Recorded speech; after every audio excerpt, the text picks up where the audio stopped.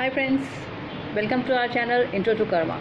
आज का सब्जेक्ट बहुत इंटरेस्टिंग लेकर आई हूँ, the mystery of the tarot word. Tarot के साथ बहुत सारी चीज़ें जुड़ी हुई होती हैं, जैसे कि कुछ मिथ्स। आज हम उन मिथ्स के बारे में बात करेंगे। जब हम टैरोस के बारे में सोचते हैं तो हम सोचते हैं कौन सी जगह से ऐसे अननोन आंसर्स आ रहे हैं हम लोगों को, कौन सा ऐसी कॉस्मिक एनर्जीज हैं जो हम लोगों को इस तरीके के आंसर्स दे रही हैं। क्या इसके अंदर कोई ऐसा ब्लैक मैजिक्स इन्वॉल्व है या कुछ ऐसा इन्वॉल्व है जिसे आप कह सकते हैं कि अदृश्य शक्तियाँ? नहीं। Let's talk about tarot and the myths. Number 1, बहुत सारे लोग हम लोगों से ये सवाल पूछते हैं कि क्या हम अपने टैरोस खुद रीड कर सकते हैं? And my answer is always yes, we can read our own tarots. क्योंकि अगर हम अपने खुद के टैरोस नहीं पढ़ेंगे, अगर हमारे ही टैरोस हमारे साथ कनेक्टेड नहीं होंगे तो फिर किसके साथ होंगे? पहले आपको अपने साथ इन टैरोस को कनेक्ट करना पड़ेगा, उसके बाद ही आप सोच सकते हैं कि आप किसी और के साथ इसको कनेक्शन दे पाएंगे।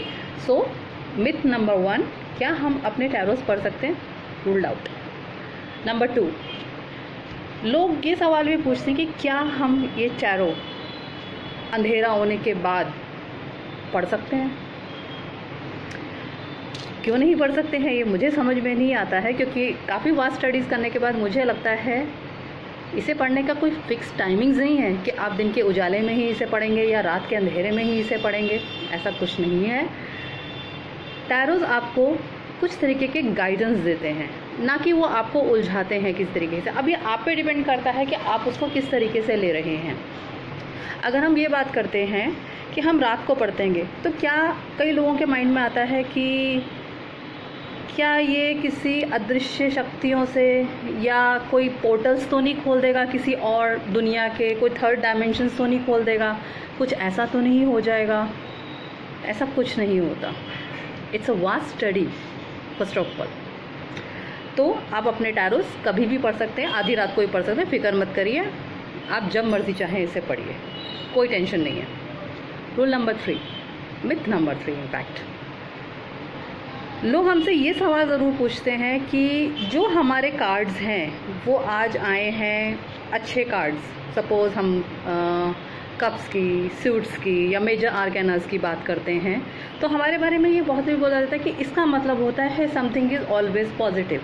नहीं, ऐसा नहीं होता। कभी कभी जो सबसे ज़्यादा नेगेटिव दिखने वाले कार्ड्स होते हैं, जैसे कि डेथ कार्ड, द टावर और द सॉर्ड्स कार्ड, ये आपको आपके आने वाले मूव्स के बारे में बताता है या आपको आगाह करके चलता है। ज़रूरी नहीं है कि अगर वो नेगेटिव कार्ड आपको दिख रहा है तो उसका मतलब death doesn't mean a death. Death could be a new start of your life too. A tower doesn't mean कि सब चीज़ें डिस्ट्रैक्शंस में हैं। No, it's not like that. Tower का मतलब ये भी होता है आपका कि अगर कोई चीज़ डिस्ट्रक्ट होती है तो उसी जगह पे रिकन्स्ट्रक्ट भी तो हो रही है। तो आप हमेशा इसे नेगेटिव क्यों लेते हैं? अगर आप एक पॉजिटिव कार्ड के बारे में बात करते हैं, जैसे कि एम्प्रेस कार्ड बड़ा ही खूबसूरत सा कार्ड है। अ लेडी, बहुत खूबसूरत सी, ब्यूटीफुली ड्रेस्ड अप, आपको लगेगा ये बड़ा ही पॉजिटिव कार्ड है। लेकिन ज़रूरी नहीं है कि वो कार्ड आपकी ज़िंदगी का पॉजिटिव कार्ड ही हो, क्योंकि empress doesn't mean a lady can be an angel और lady can be a wicked. ये आप पे डिपेंड करता है कि आपने इसको किस तरीके से रीड किया और पर्सन टू पर्सन क्या सिचुएशंस हो सकती हैं। उसके बाद हमसे कई बार ये सवाल किए जाते हैं कि क्या टैरोस थर्ड डायमेंशंस या ऊर्जा बोर्ड जैसी चीज़ों के साथ रिलेटेड है? कहीं ऐसा तो नहीं होता कि हम इसे पढ़ रहे हैं और पढ़ने के बाद ऐसा तो नहीं हो रहा कि हमारे साथ इस तरीके का कुछ हो जाए कि हम चाहे ना चाहें अनजान दुनिया के दरवाजे अपने लिए खोल दें? अगेन, कैसे? आप अपने टैरो से प्यार करिए, उसे कनेक्ट कीजिए। सेकेंडली, मुझे बहुत सवाल एक और पूछा जाता है कि आपके टैरो सो गए हैं, यानी कि ऐसा नहीं होता। टैरो सोते नहीं हैं। टैरो अगर आपने एक बार अपने साथ कनेक्ट कर लिए तो ज़रूरी नहीं है हमें कि हम हर बार उसको उसी तरीके से चार्ज करें। आपने अगर सपोज महीने या 2 महीने तक अपने टैरो को नहीं हाथ लगाया है तो इसका मतलब ये नहीं है कि उसकी एनर्जी स्लीप मोड पे चली गई। नहीं, आप उसे उठाइए, प्यार कीजिए, माथे पे लगाइए, दिल से लगाइए और उससे बोलिए कि please guide me, and then shuffle and again create the energies of your energies in fact in these tarots, और वो आपसे वैसे ही वर्क करेंगी जैसे कि आपने 2 महीने पहले या 3 महीने पहले इन कार्ड्स के साथ किया था। आई होप सो कि बहुत सारी पॉइंट्स मैं क्लियर करती चली जा रही हूँ क्योंकि it's a mystery word I can say. तो टैरोस कभी भी आपको फ्यूचर प्रिडिक्ट करके नहीं बताता है, क्योंकि हमारा ये मानना है, मैं औरों के बारे में तो नहीं जानती हूँ बट मैं पर्सनली इस चीज़ को बहुत बिलीव करती हूँ कि हर दिन हमें अपना भाग्य खुद लिखना पड़ता है। अगर आपको टैरो एक एग्जाम्पल के तौर पे आपको ये बोलते हैं 10 दिन के बाद ऐसा हो सकता है, या एक एग्जाम्पल है बड़ा सिंपल सा देते हैं कि भाई मैं किसी को बोल रही हूँ ये 10 कदम के बाद एक गड्ढा है, थोड़ा ध्यान दीजिएगा।